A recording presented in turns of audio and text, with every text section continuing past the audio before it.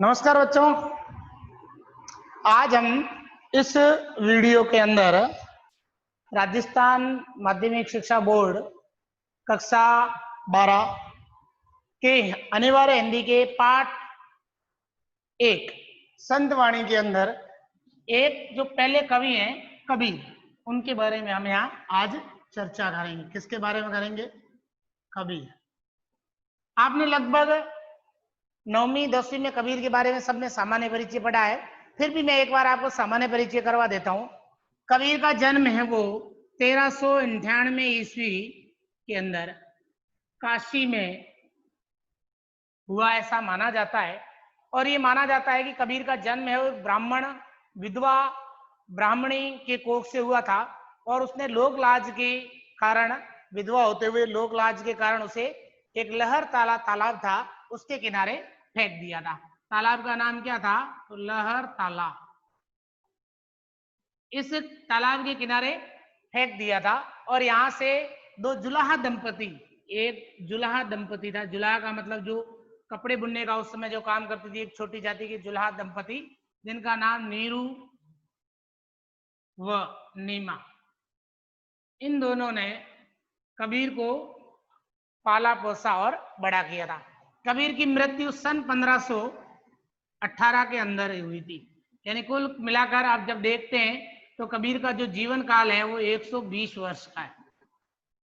कबीर ने कोई भी व्यवसायिक शिक्षा अर्जन नहीं की थी। वो जो एक अपन जैसे विद्यालय आकर के पढ़ रहे हैं उस प्रकार से कबीर ने शिक्षा अर्जन नहीं की थी। उन्होंने जो कुछ भी सीखा था वो अनुभव की पाठशाला से सीखा था। यानी जो कुछ भी देखा था उसी से उन्होंने सीखा था, और न ही कुछ उन्होंने लिखा था। जो कुछ भी उन्होंने बोला था, लिखा उन्होंने कुछ भी नहीं था।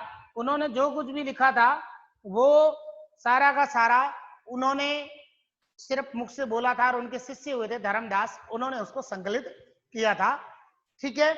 अब कबीर ने उस समय जितना भी कुछ देखा, चारों तरफ कबीर के समय जो आडंबर, जो दिखावा, जो भेदभाव, हिंदू मुस्लिम का जितना भी जो बोलबाला चल रहा था, उसके ऊपर उन्होंने बहुत कठोरता से प्रहार किया था। कबीर ये कहते हैं कि मही कागज छुयो नहीं, कलम गही नहीं याद। यानी मैंने कागज को छुआ नहीं है और कलम है वो हाथ में नहीं लिए। अपने यहाँ जो पहला पाठ है कबीर वाणी, इसके अंदर कबीर ने जो सबसे ज्यादा विरोध किया था वो उस समय के एक तो आडंबरों का विरोध किया था। किसका किया था? तो आडंबरों का विरोध किया। ठीक है। दूसरा उन्होंने सबसे ज्यादा विरोध किया वो उस समय बहुदेववाद। ठीक है। उन्होंने आडंबरों, बहुदेववाद, छुआछूत, ऊंच नीच, इनके ऊपर उन्होंने बहुत ज्यादा, यानी उस समय जिस ब्राह्मण होते थे, वो छोटी जाति के जो लोग होते थे, उनसे पानी नहीं पीते थे, हाथ नहीं लगाते थे, वर्ण व्यवस्था बहुत मजबूत हो गई थी, हिंदू मुसलमान बहुत ज्यादा था, और लोग सारे के सारे जो लोग थे वो क्या कर रहे थे? दिखावे के ऊपर क्या कर रहे थे? अपना जीवन है वो चला रहे थे। यानी उनका जो पूरा का पूरा जो जीवन था वो किसके ऊपर चल रहा था? दिखावे के ऊपर चल रहा था। यानी यहाँ पर जो उनका दिखावा था, यानी सारे के सारे जो ऊंच नीच भेदभाव वगैरह वो चल रहे थे, उसके ऊपर उन्होंने बहुत ज्यादा, बहुत कड़ा जो प्रहार किया था। ठीक है। अब कबीर का जो जीवन काल है उसके अंदर सबसे पहले कबीर की जो प्रतिभा थी वो किस प्रकार से थी? वो एक तो बहुत यूं प्रभुत्व थे, और कबीर ने उस समय के, आपने पता है, बहुदेववाद का विरोध कर लिया था। कबीर स्वयं क्या है? एकेश्वरवादी थी। यानी कबीर स्वयं एकेश्वरवादी थे, यानी ईश्वर के एक स्वरूप को मानते थे। वो मानते थे कि ये अलग अल्लाह, भगवान, राम, रहीम कुछ भी नहीं है, एक ईश्वर है, और उसका जो प्रभाव है, उसका जो स्वरूप है वो सृष्टि के कण कण के अंदर है। संसार के प्रत्येक कण कण के अंदर ईश्वर का वास है। आचार्य प्रसाद द्विवेदी जी ने कबीर को वाणी का डिक्टेटर कहा है। आचार्य प्रसाद द्विवेदी ने कबीर को वाणी का डिक्टेटर कहा है, और डिक्टेटर का मतलब होता है वाणी का बादशाह। अगर उसे हम हिंदी में कहें तो वाणी का बादशाह। बादशाह यानी कबीर वाणी के क्या थे? बादशाह थे। वो जो कुछ कहते थे एकदम खरा कहते थे, जो कुछ बोलते थे एकदम खरा बोलते थे, और उनकी वाणी इतनी प्रखर थी कि सामने वाले को वो क्या कर देते थे? निरुत्तर कहते थे। कबीर ने दोनों धर्मों को सुनाया एकदम सामने का, कभी भी किसी के साथ नहीं रहे, तटस्थ रहे। उन्होंने हिंदुओं के भी आडंबरों, दिखावे के ऊपर प्रहार किया। उन्होंने मुसलमानों के भी आडंबरों और दिखावे के ऊपर प्रहार किया। कुल मिलाकर कबीर ने उस समय के तत्कालीन समय के जो प्रमुख दो संप्रदाय थे, दोनों के संप्रदाय के लोगों के ऊपर क्या किया, प्रहार किया और एकेश्वरवादी बने रहे। और कबीर ने भक्ति और ज्ञान को बहुत ज्यादा महत्व दिया। उन्होंने कहा अगर व्यक्ति का मन चंगा है तो कसौटी में गंगा है। कबीर ने भक्ति और दूसरा ज्ञान को, यानी ज्ञानी लोग हैं वही आपको इस संसार में ईश्वर का क्या करा सकते हैं, रास्ता दिखा सकते हैं। बाकी ये सब दिखावा कर रहे हैं, इनके पास कुछ भी नहीं है, यानी ये ईश्वर के स्वरूप को न समझते हैं ना कुछ उन्हें मालूम है, इसलिए इनके पास कुछ भी नहीं है। ये अज्ञानी लोग हैं और ये अपने दिखावे में ही जीते रहेंगे। इन्हें वास्तविक स्वरूप, ईश्वर के स्वरूप का कोई ज्ञान नहीं है। ठीक है, अब आगे चलते हैं। कबीर एक कवि से ज्यादा समाज सुधारक कहे जाते हैं। यानी यहाँ एक बहुत अच्छा प्रश्न बनता है कि कबीर कवि से अधिक एक समाज सुधारक थे, कैसे? तो कवि से ज्यादा वो क्या थे, कवि से ज्यादा समाज सुधारक थे। कवि से ज्यादा क्या थे, समाज सुधारक। तो कवि से ज्यादा समाज सुधारक इसलिए कहा जाता है क्योंकि कबीर ने तत्कालीन समय में समाज के अंदर जितनी भी रूढ़ियां, जितने भी आडंबर, जितना भी दिखावा, भोग विलास, मोह माया व्याप्ति, उन सब के ऊपर प्रहार किया था। कबीर ने समाज के अंदर विभिन्न प्रकार की जो कुरीतियां प्रचलित थी, विभिन्न प्रकार के जो आडंबर प्रचलित थे, विभिन्न प्रकार का जो दिखावा प्रचलित था, विभिन्न प्रकार के जो ये सारे के सारे चलते, इन सब के ऊपर कबीर ने बहुत कड़ाई से, बहुत कठोरता से प्रहार किया और सबको दुत्कारा कि तुम जो कर रहे हो वो क्या है, बहुत गलत है। कबीर का व्यक्तित्व इस प्रकार से था कि वो किसी भी कहते थे हमेशा स्पष्ट और सामने बोलते थे और उनकी वाणी के अंदर इतना प्रभाव होता था कि सामने वाला निरुत्तर हो जाता था या उसके पास कुछ भी जवाब या कोई भी जवाब नहीं होता था। ठीक है, अब उसके बाद है उनकी जो रचनाएं हैं वो बीजक के नाम से संकलित है।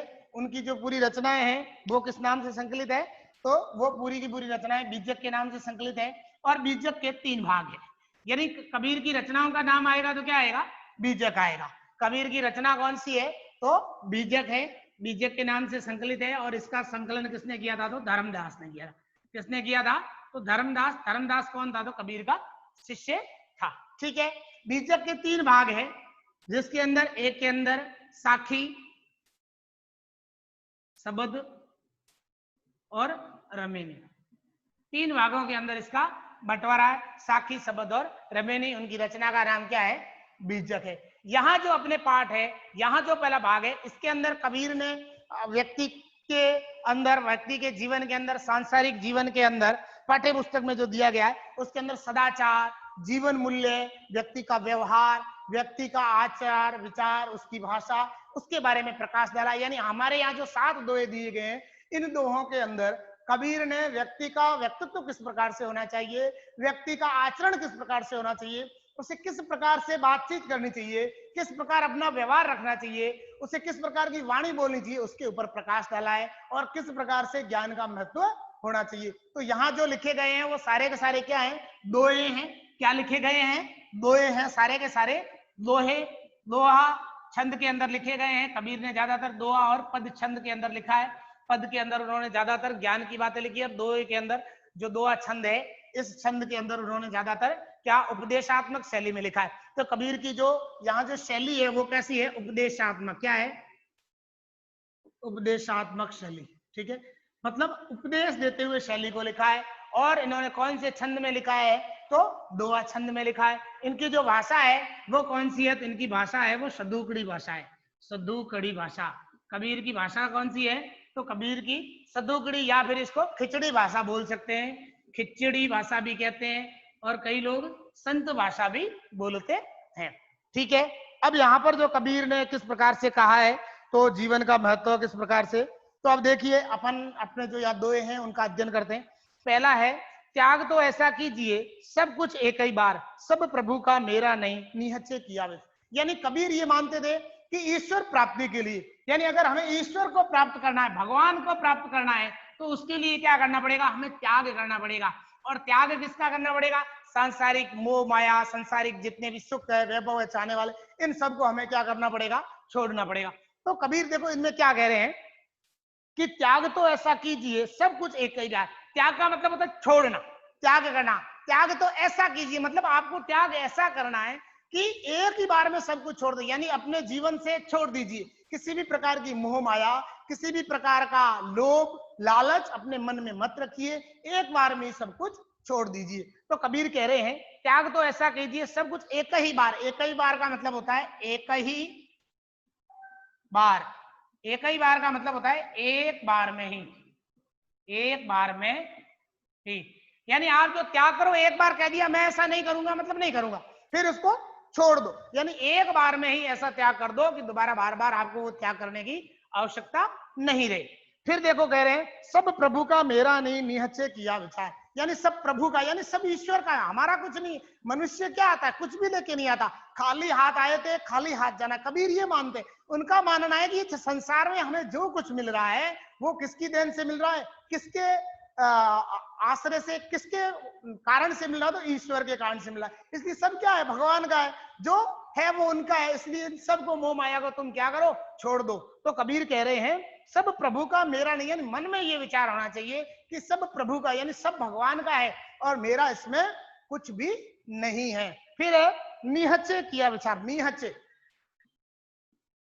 निहच्चे निश्चय का मतलब, निहच्चे का मतलब होता है निश्चय। एक बार निश्चय कर लो, तय कर लेना, निश्चय करना या तय करना। एक बार निश्चय या तय करके क्या करना, पूरी तरह से उसको छोड़ देना है। किसको, इस संसार के मोह माया लोभ को एक बार पूर्णतः निश्चय करके और उसे हमें क्या करना है, छोड़ देना है। यानी एक बार पूर्णतः निश्चय करके और उसे हमें छोड़ देना है। फिर कह रहा है, यानी पहले दोहे के अंदर उन्होंने क्या कहा है, तो पहले दोहे के अंदर उन्होंने उपदेश देते हुए बताया है कि संसार के अंदर जो कुछ भी है मोह माया वो सब ईश्वर का है और हमें अपने ईश्वर या भगवान को मान करके, भगवान का या ईश्वर का मान करके जो कुछ है उसको हमें क्या करना है, छोड़ देना है। ठीक है, अब देखिए दूसरे दोहे में क्या कह रहे हैं। तो दूसरे दोहे में कह रहे हैं सुनिए गुण की वार्ता अवगुण लीजिए नाही, हंस चीर को गए थे नीर से त्यागे। यानी संसार में बहुत सारे लोग होते हैं, तरह तरह की बातें करते हैं, तरह तरह का ज्ञान देते हैं। तब कबीर कह रहे हैं कि ये फालतू बातों में ज्यादा ध्यान नहीं देना है, अपना ध्यान जो वास्तविक सार्थक बात हो, जो हमें कुछ सिखा रही हो, जिससे हमें कुछ ज्ञान की बात सीखने के लिए, वो बात सीखनी, फालतू बातों की तरफ ध्यान नहीं देना है। अब इस बात को सिखाने के लिए वो एक उदाहरण देते हैं। देखो क्या कह रहे हैं कि सुनिए गुण की वार्ता, सुनिए का मतलब सुनना, गुण की वार्ता, वार्ता का मतलब होता है महत्व, वार्ता का मतलब होता है महत्व या बात। गुण की बात सुनो, किसका महत्व, यानी गुण की, या गुण की बात है उसका महत्व समझो या गुण की बात को सुनो। तो क्या कह रहे हैं, सुनिए गुण की वार्ता, यानी गुण की बात का महत्व, उसका महत्व या उस बात का जो गुण है, बात का गुण, उसको सुनो। यानी किसी बात में श्रेष्ठ गुण है, किसी बात में श्रेष्ठ महत्व है, तो उसे सुनिए, बाकी सबको क्या कर दीजिए, छोड़ दीजिए। ठीक है, तो सुनिए गुण की वार्ता अवगुण लीजिए नहीं। अवगुण, अवगुण का मतलब होता है, अवगुण, अवगुण का मतलब होता है बुरे विचार, बुरे विचार या अवगुण, या अवगुण, यानी जो गंदी आदतें, बुरे विचार है या गंदी आदतें हैं, उनको नहीं लेना है। यानी हम कहीं पर बैठते हैं, किसी के पास बैठते हैं, दो बात करते हैं, तो उनसे जो ज्ञान की बात है, जो उनसे जो अच्छी बात है, उस बात को सीखना है। बुरी बातों की तरफ आपको बिल्कुल भी ध्यान नहीं रखना है। लोग तरह तरह की बातें करते हैं, हमें सुननी सबकी है, लेकिन उसमें जो अच्छा अच्छा श्रेष्ठ श्रेष्ठ ज्ञान मक्खन मक्खन है वो ले लेना है, फालतू बातों को क्या कर देना है, छोड़ देना है। और उसके लिए हमारे पास क्या होना चाहिए, विवेक होना चाहिए, सही क्या है और गलत क्या है। तो देखो क्या कह रहा है कि सुनिए गुण की वार्ता अवगुण लीजिए नहीं, यानी अवगुण मत लीजिए नहीं। लीजिए नहीं का मतलब लीजिए नहीं यानी नहीं, नहीं यानी नहीं, नाही का मतलब क्या है, नहीं, यानी अवगुण है वो आप मत लीजिए। फिर कह रहे हैं हंस क्षीर को गए थे नीर स्यो त्यागे जाए। हंस, एक हंस होता है जो बुगले के प्रकार का होता है, तो वो क्या करता है, अगर आप उसको जल और दूध दोनों में, पानी और दूध मिला के दोगे, तो वो उसके पास इतना, मतलब उसकी पहचान होती है कि उस पानी में से मिलाए हुए में से, उसमें से वो क्या दूध दूध निकाल लेता है और पानी पानी छोड़ देता है। तो यहाँ दूध है वो किसका प्रतीक है, तो कबीर ने दूध को तो किसका प्रतीक माना है, ज्ञान का, और पानी को यानी नीर को किसका प्रतीक माना है, अज्ञान का। किसका माना है, अज्ञान का। तब कबीर कह रहे हैं मनुष्य को किसके समान होना चाहिए, कबीर कह रहे हैं मनुष्य को हंस के समान होना चाहिए। किसके समान? हंस के समान होना चाहिए। किसके समान होना चाहिए? हंस के समान। कबीर ये कह रहे हैं कि मनुष्य को हंस के समान होना चाहिए। कैसा? नीरशीर। नीरशीर मतलब जो अपने विवेक से दूध और पानी को क्या कर सकता है? अलग कर सकता है, उस प्रकार से रहना चाहिए। यानी जो अपने विचार से दूध और पानी को क्या कर सकता है? अलग कर सकता है, उस प्रकार से हमारे को रहना चाहिए। मनुष्य को भी, अब दूध और पानी का मतलब क्या है? तो ज्ञान का मतलब तो हो गया अच्छी बातें, क्या हो जाएगा? अच्छी बातें या गुणवान बात या गुणवान, ठीक है। यहां क्या हो जाएगा? मतलब बुरे विचार, क्या हो जाएगा? बुरे विचार या दुर्गुण, ठीक है। तो कबीर कह रहे हैं कि जिस प्रकार हंस जल में से दूध और पानी को अलग कर देता, तो मनुष्य भी उस प्रकार श्रेष्ठ ज्ञान की बात होती है उसको लेना चाहिए, और जो फालतू बातें उनकी तरफ ध्यान नहीं देना चाहिए। तो हंस क्षीर को गहत, गहत का मतलब होता है ग्रहण करना, गहत है यानी ग्रहण करता है, ग्रहण करता है, ठीक है।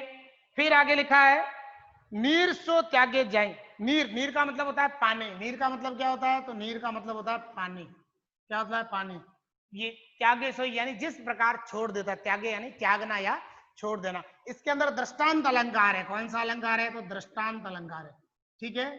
दृष्टांत अलंकार है यानी जहां किसी एक बात को समझाने के लिए दूसरी बात का उदाहरण देकर के समझाया जाता है, वहां दृष्टांत यानी किसी मुख्य बात को समझाने के लिए कोई उदाहरण देकर के कोई बात कह करके समझाया जाता है किसी एक बात को, तो वहां दृष्टांत अलंकार होता है। तो यहाँ दृष्टांत अलंकार इस दोहे में, ठीक है विद्यार्थियों। चलिए अगले दोहे में चलते हैं कि अगले में कह रहे हैं कि छोड़े जब अभिमान को सुखी भया सब जीव, भावे कोई कछु कहे मेरे ही निज। अब कबीर कह रहे हैं कि अभिमान, अभिमान का मतलब होता है गर्व। आदमी को गर्व नहीं करना चाहिए, आदमी को गर्व नहीं करना चाहिए, यानी उसको जो अपना गर्व है, घमंड है, उसको अपने ऊपर जो अपन उसको क्या कह सकते हैं? घमंड कह सकते हैं, गर्व कह सकते हैं, जो एक प्रकार से अहंकार कह सकते हैं। तो ये ऐसा भाव है, इसको आदमी को क्या कर देना चाहिए? छोड़ देना चाहिए। यानी व्यक्ति को अपने जीवन में गर्व, अभिमान और घमंड है वो बिल्कुल भी नहीं रखना चाहिए, उसे छोड़ देना चाहिए। तो कबीर कह रहे हैं कि छोड़े जब अभिमान को सुखी भैया, मतलब जब कुछ चिंता ही नहीं है। जैसे व्यक्ति को चिंता होती है, ये मेरा है, वो ऐसा है वैसा है, को जैसे ये मेरा डस्टर किसी ने कहा, अरे मेरा डस्टर दो लाओ, तो ऐसे कबीर कह रहे ऐसा रखो ही मत। हाँ, सब प्रभु का है, जो है वो भगवान का है, यानी इस सब मोह माया को छोड़ दो। अब उसके बाद कोई लाएगा तो वो होगा मेरा सो जावे नहीं और जावे सो मेरा नहीं, ऐसा भाव रखिए। यानी है सब किसका है? ईश्वर का है। तो कबीर कह रहे हैं कि जरा सा भी अपने मन में घमंड अहंकार मत पालिए। फिर कह रहे हैं सुखी भया सब जीव। सुखी भया, सुखी भया का मतलब होता है सुखी होना। सुखी भया का मतलब क्या है? सुखी होना। यानी जब ऐसा भाव आ जाता है कि सब कुछ क्या है? ईश्वर का है, तब व्यक्ति अंदर ही अंदर मन से दुखी नहीं होता है, यदि उसे किसी भी प्रकार का कोई घमंड है वो नहीं होता है, इसलिए वो क्या हो जाता है? पूर्ण का आनंद में या सुख में रहता है, ठीक है। फिर कह रहा है भावे कोई कछु कवे। भावे, भावे का मतलब होता है अच्छा लगना। भावे कोई मतलब कोई कुछ भी, यानी किसी को कैसा लगे, किसी को भी कैसा भी लगे। अब किसी को भी कैसा भी लगे, चाहे अपने को उससे कोई मतलब नहीं, किसी को कैसा लगे, हम हमारा काम करें। लोग अच्छा काम करते हैं ना, उसको कहते हैं ये तो ऐसा है, ये है, वो है। तो कबीर कह रहा है कोई क्या कह रहा है मुझे उससे कोई चिंता नहीं है, कौन मेरे बारे में किस विषय में क्या बात कर रहा है, तो उसके विषय में कबीर कह रहा है मुझे कोई चिंता नहीं है। मेरे निज ही ये पीयू, यानी कबीर ये पीयू, पीयू का मतलब क्या है? ईश्वर। पीयू का मतलब क्या है? ईश्वर। निज का मतलब क्या है? अपना, ठीक है। ये का मतलब क्या है? हृदय। ये का मतलब क्या है? हृदय। कबीर कह रहे मेरे हृदय में किसका वास है? भगवान का। कबीर ये मानते थे कि ईश्वर है वो मेरा प्रेमी है और मैं उसकी क्या हूं? प्रेमिका हूं। तब कबीर कह रहे हैं मैंने अपने प्रेमी के लिए क्या सब अहंकार वगैरह छोड़ दी। अब लोग मेरे बारे में क्या बात करते हैं, कबीर पागल है, कबीर ऐसा है, कबीर वैसा, मुझे उसकी कोई भी चिंता नहीं है। मैं मेरे ईश्वर यानी आत्मा परमात्मा के इस संबंध के अंदर मैं क्या हूं? प्रसन्न हूं। मुझे किसी भी प्रकार का कोई भी चिंता, किसी भी प्रकार का कोई घमंड, किसी भी प्रकार का कोई अहम भाव वगैरह बिल्कुल भी नहीं है। अब देखो उसके बाद कह रहे हैं आगे क्या कह रहे हैं, अगले के अंदर कह रहे हैं पीयू का मतलब ईश्वर भगवान हो जाएगा, ठीक है। अगले का कह रहे हैं जाति न पूछो साधु की पूछ लीजिए ज्ञान, मोल करो तलवार का पड़ी रहने। यानी कबीर कह रहे हैं कि साधु की जाति नहीं पूछी जाती कि वो ब्राह्मण है कि क्या है। वाल्मीकि जी क्या थे, वाल्मीकि समाज से थे, लेकिन उन्होंने रामायण लिख दी। तो कबीर ने कहा कि ज्ञान का आधार जाति नहीं है। किसी धर्म में कि ब्राह्मण मिलेगा तो ज्ञान होगा, हरिजन या छोटी जाति मिलेगा तो ज्ञान नहीं, ये उसके ज्ञान पे निर्भर करता है कि वो कैसा है, ये व्यक्ति का अपना स्तर होता है। तो कबीर कह रहे हैं ज्ञानी के लिए जो किसी साधु लोग है, सज्जन लोग है, साधु लोग हैं, उसके ज्ञान की पहचान उसकी जाति से नहीं होती। साधु, किसी भी साधु की पहचान है तो साधु की पहचान किससे होगी, साधु की पहचान उसके ज्ञान से होगी। ज्ञान से पहचान, ज्ञान से पहचान, यानी साधु की पहचान है वो किससे होगी, तो साधु की पहचान उसके ज्ञान से होगी, न कि उसकी जाति से। अब उसका उदाहरण देने के लिए कहते हैं कि आपको क्या लेनी है, मोल करो तलवार का पड़ी रहने दो। मैम तलवार लेके जानी है।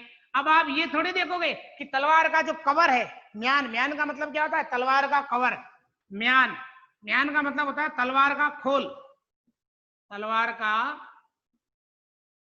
खोल मतलब जो उसके ऊपर कवर चढ़ाया होता है। यानी मनुष्य ऐसे थोड़ी देखता है अरे वाह इसका कवर बहुत अच्छा है इसलिए ये तलवार, नहीं। यानी तलवार लेते समय क्या देखी जाती है कि तलवार मजबूत कितनी है, तलवार की धार कैसी है, और तलवार के अंदर पैनापन कितना है, एक झटके में किसी का गला काट सकती है कि नहीं काट सकती, वो देखा जाता है। तो वैसे ही कबीर ये कह रहे हैं कि साधु की पहचान है वो उसके ज्ञान से होती है। किससे, ज्ञान से, ना कि जाति से।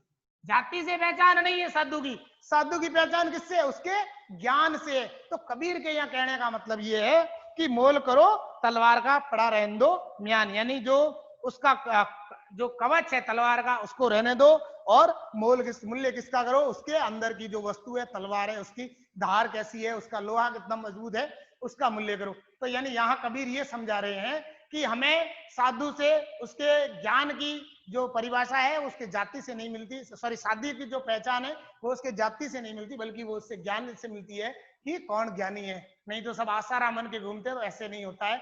सिर्फ वस्त्र पहनने से, दिखावे से नहीं होता, उनके अंदर ज्ञान कैसा है उस ज्ञान के आधार पर साधु की पहचान होती है। या किसी के ब्राह्मण होने वंश से या अच्छे घर में जन्म लेने वंश से कोई ज्ञानी नहीं हो जाता है। ठीक है, तो चलिए अगले दोहे में चलते हैं। अगले में कबीर ने क्या कहा है कि संगत कीजिए साधु की, संगत कीजिए साधु की कभी न निष्फल हो, लो अपारस परस्ते सो भी कंचन हो। संगत कीजिए, संगत का मतलब होता है साथ करना, यानी अपनी मित्रता कैसे लोगों से रखो। अगर आपकी मित्रता अच्छे लोगों के साथ है, अगर आपकी उठक बैठक अच्छे लोगों के साथ है, तो हमारा व्यवहार भी क्या हो जाएगा, अच्छा हो जाएगा। हमारी मित्रता अच्छे लोगों के साथ है तो हमारा व्यवहार भी क्या होगा, अच्छा होगा। तो कह रहे संगत कीजिए साधु की, साधु का मतलब क्या है, श्रेष्ठ लोग। साधु का मतलब क्या है, ज्ञानी लोग। ठीक है, संगत का मतलब क्या है, साथ।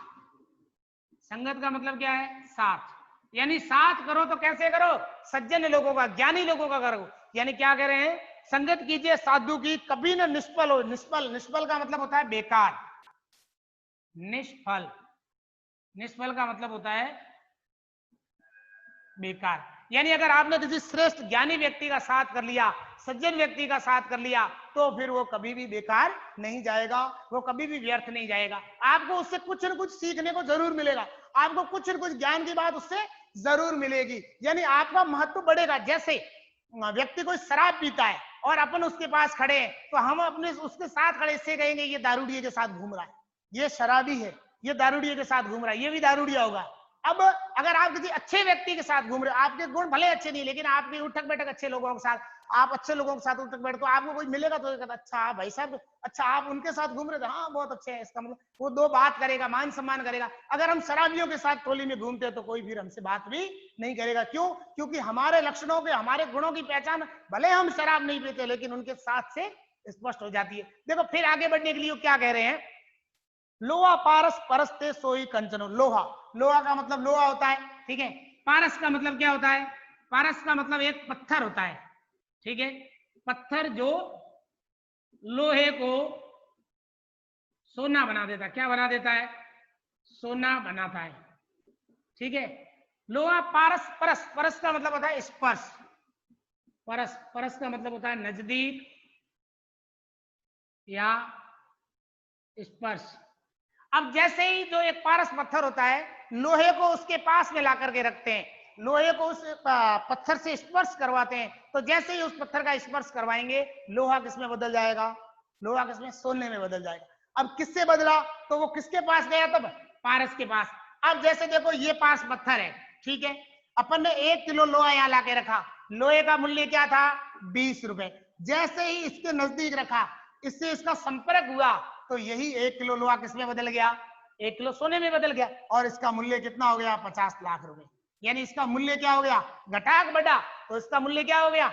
बढ़ गया। तो कबीर भी वैसे कह रहे हैं, अगर अपना साथ किसी साधु लोग से, सज्जन लोग से, तो 10 लोग अपनी बात सुनेंगे। हम अच्छे लोगों के साथ उठक बैठते हैं, हम अच्छे लोगों के साथ हमारा व्यवहार है, तो 100 लोग हमारी बात सुनेंगे। नहीं तो फिर हम कितने भी अच्छे हैं, हम कितने भी ज्ञानी हैं, अगर हमारी उठक बैठक अच्छे लोगों के साथ नहीं है, तो फिर हमारी कोई भी बात नहीं सुनेगा।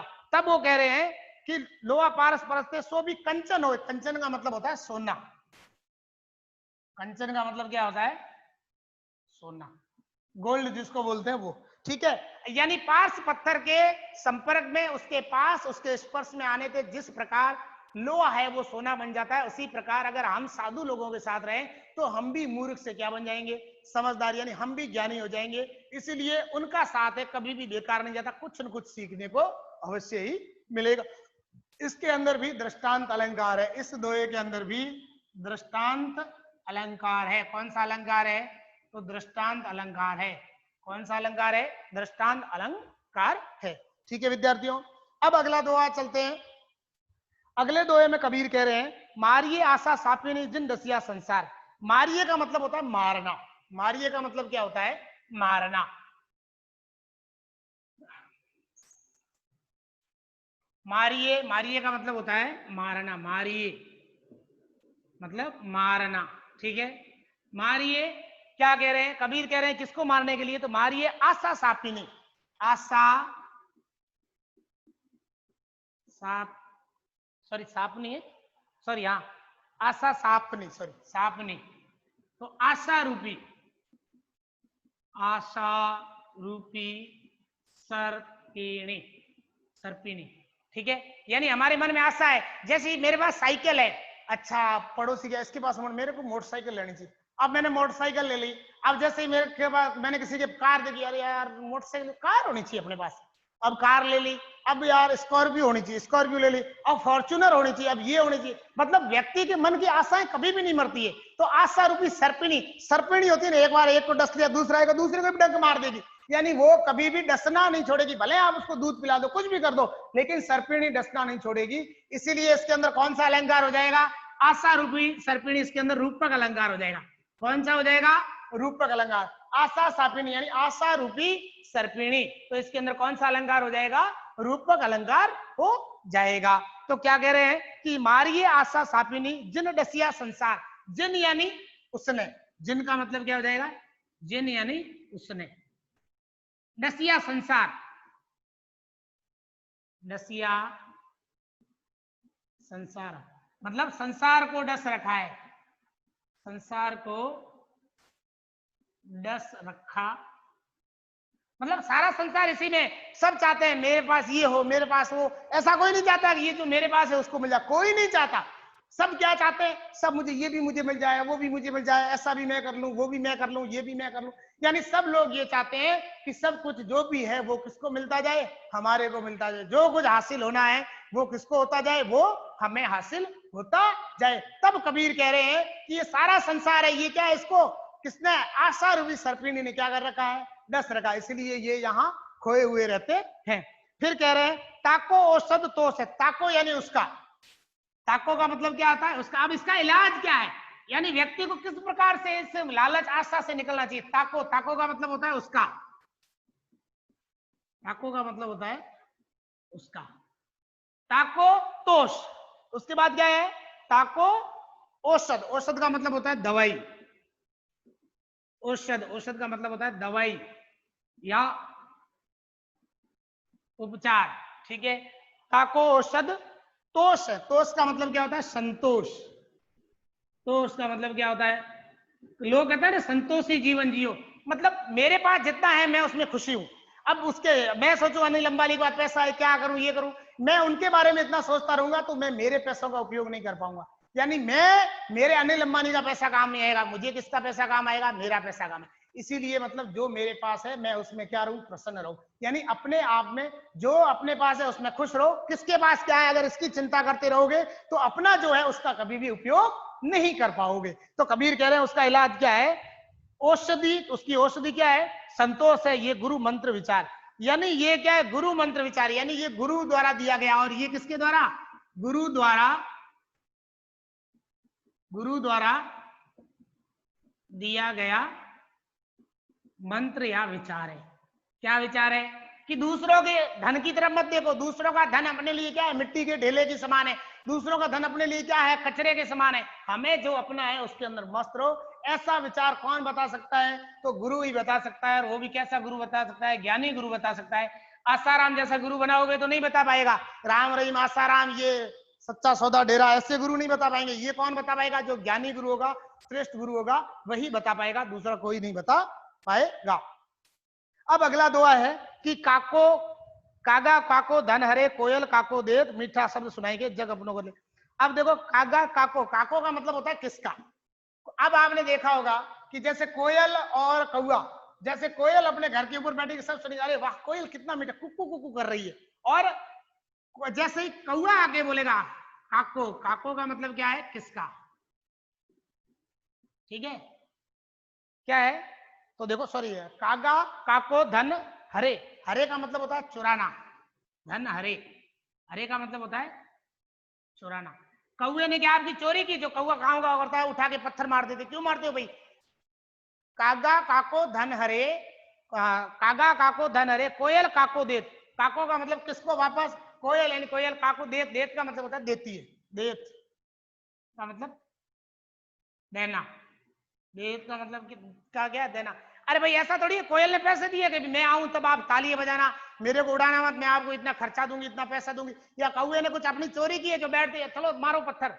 यानी कौआ और कोयल दोनों काले हैं, एक हमें प्रिय है और दूसरा अप्रिय। इसका कारण ये नहीं है कि कौए ने हमारे को पैसे नहीं दिए और कोयल ने पैसे दिए, इसका कारण क्या है, उन दोनों की जीभ। तो क्या कह रहे हैं, मीठा शब्द सुनाई के जग अपनों कर ले।